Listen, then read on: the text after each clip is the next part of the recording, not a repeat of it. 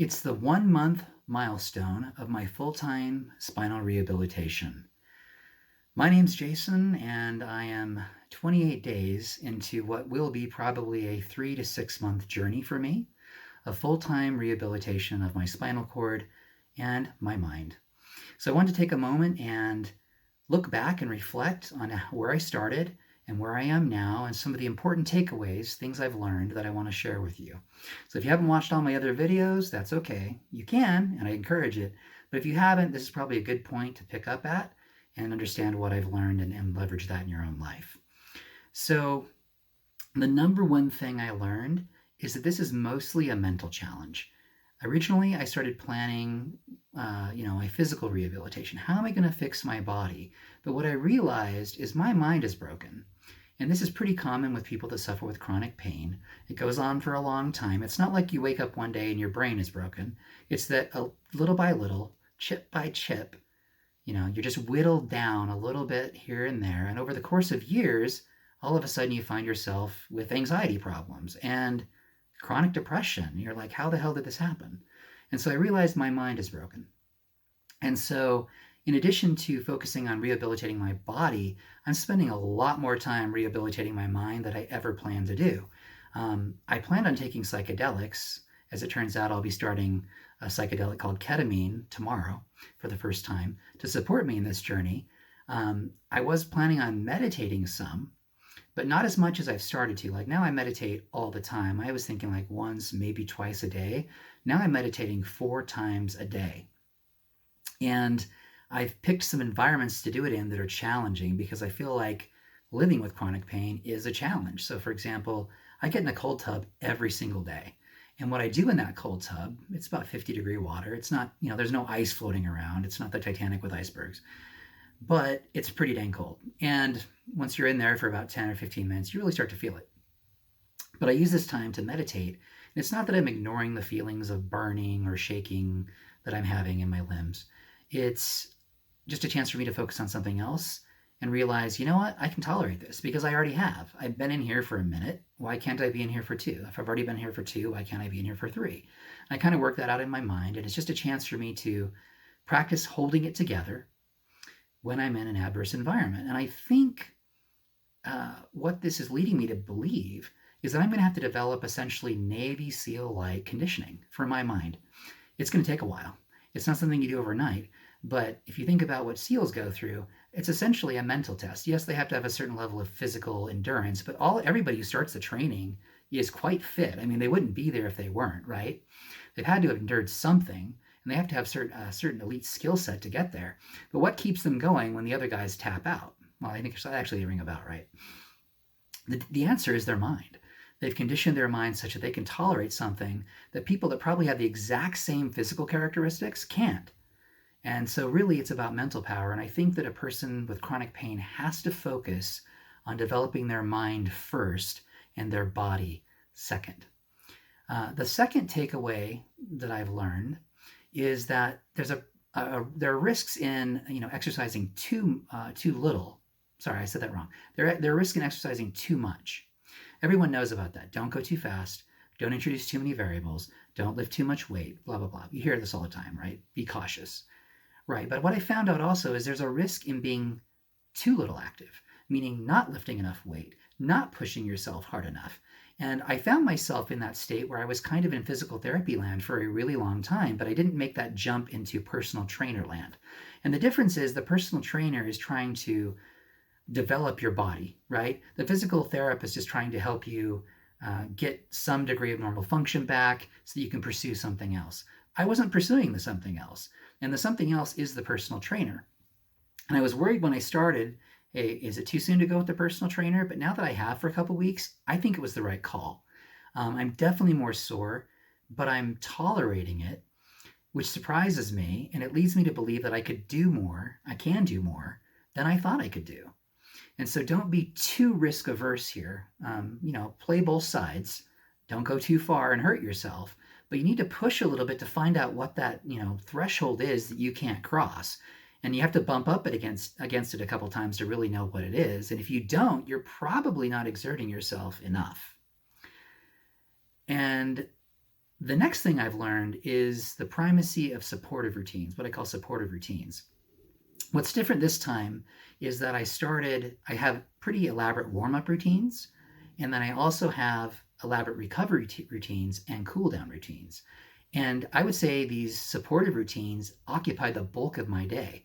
Each day, I'm spending 5 to 6 hours, more like six actually, doing my rehabilitation. And that's without starting the ketamine treatments tomorrow. Once I introduce ketamine, add another couple of hours. It's a full time job.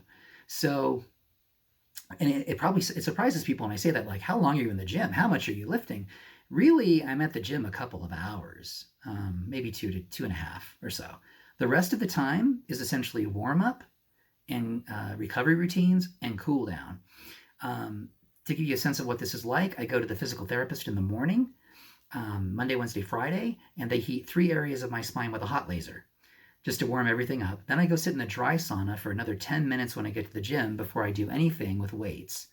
And then I go do my weightlifting. When I do my weightlifting, I always have a set that's a warm up set that's low weight, high rep, just to get the body part moving and warm it up. And then I do the 3 sets that are actually the lifting routine. That's just the start of it.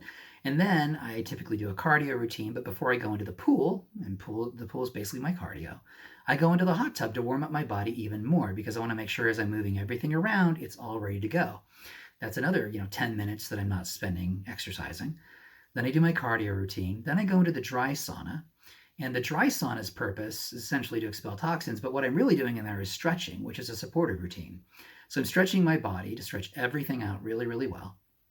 And then I go to the recovery center, and there we do several techniques that help me to release some tension in my spine.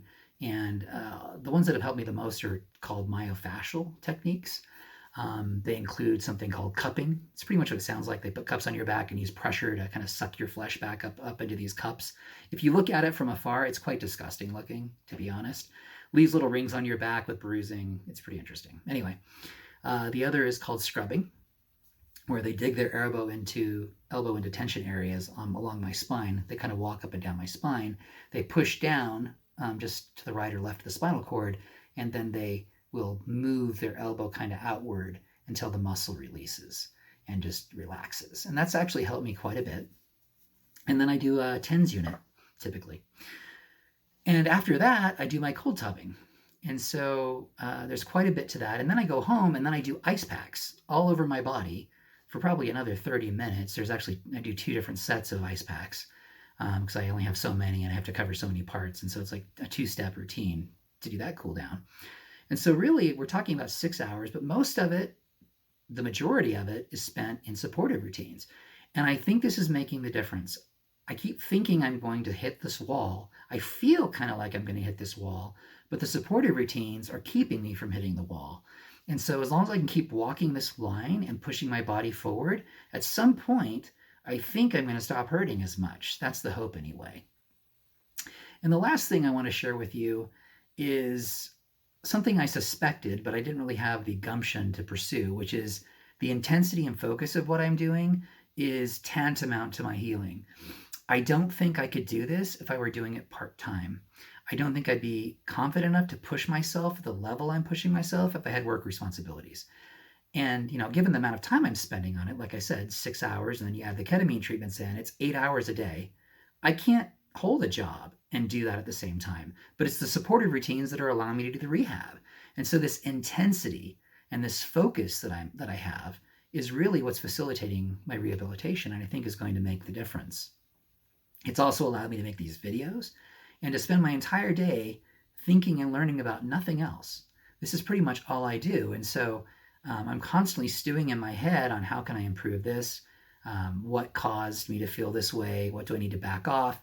It's just, it allows me the leeway that I need to be able to refine this process and work through issues that I come up with. And so the intensity and focus, I think, is just tantamount to what I'm doing. And I'm grateful that I had that intuition and that I had the gumption to pull the trigger and actually ask my employer for this time off.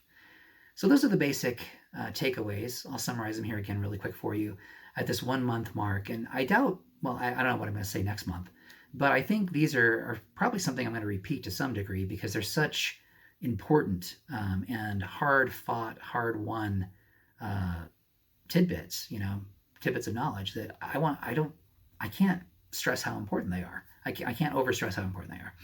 So let me just go back over them one more time. The first revelation was that this is mostly a mental challenge, not a physical challenge. The second is that the primary risk is doing too little, not too much. And again, every provider I've ever been around has always stressed the too much side of it or the too little side of it. Don't do too much, don't do too much. But what I'm trying to stress is you need to do a lot. And you can do probably more than you think. And as long as you have a chance to actually endure the pain and come back the next day, why not? Why not push yourself a little bit more than you think you can and find out what your boundaries really are? And the next is the primacy of supportive routines. The warm up, the recovery, and the cool down are essential to what I'm doing. And I don't think I could do what I'm doing to this point without them. And I think I already would have hit the wall that I talk about. And then the last one is just this intensity, focus, emphasis. You need to make this the primary thing you're doing somehow. Even if you can only do it part time, it needs to become the thing you're focused on the most. And so if you have to reduce your work hours to part time to do something like this, do it. Spend as much time as you can on your rehabilitation.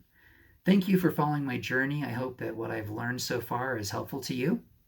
If you have any other thoughts of things that might help me or things that have helped you, please share them in the comment section. And don't forget to subscribe.